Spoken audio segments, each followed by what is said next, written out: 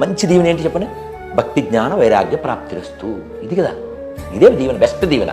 భక్తి ఉంటే నీ శక్తి ఉంటుంది, జ్ఞానం ఉంటే నీకు ఓహ్ ఇదంతా ఉండదు, ఇదంతా కూలిపోయేదే, కాలిపోయేదే. ఇది కూలిపోద్ది, ఇది కూలిపోద్ది, ఇది కాలిపోద్ది, ఇది కాలిపోద్ది, ఇదంతా అశాశ్వతం. ఇది నాది. ఇప్పుడు కుర్చీ బాగుందా, చైర్ బాగుందా, ఎర్రెడ్డి బాగుందా, వెళ్తేప్పుడు ఆటో పిలుద్దాం, వేసిపోదాం. అసలు ఆలోచన రాదుగా, ఎందుకంటే మాది కాదుగా. మంచి కుర్చీ అయితే ఇప్పుడు వెళ్తేప్పుడు ఆటో అనం కదా, ఎందుకంటే మాది కాదు. ఇది మాది కానప్పుడు ఇది మాది ఎలా అవుద్ది? నీ ఎర్ర పెత్తనాలు, నీ ఆరాటాలు కదా. Temporary life, temporary life. ఇంత టెంపరీ ఎందుకండి బాబు? ముష్టి పుస్తకం కోసం, ఏదో 2 అక్షరాల కోసం, దానికి వ్యతిరేకిస్తాం. Temporary life. దేవుడు లేడు నీ నీ నీ వాదన. So what's problem? దేవుడు ఉన్నాడు, ప్రాబ్లం ఏం లేదు.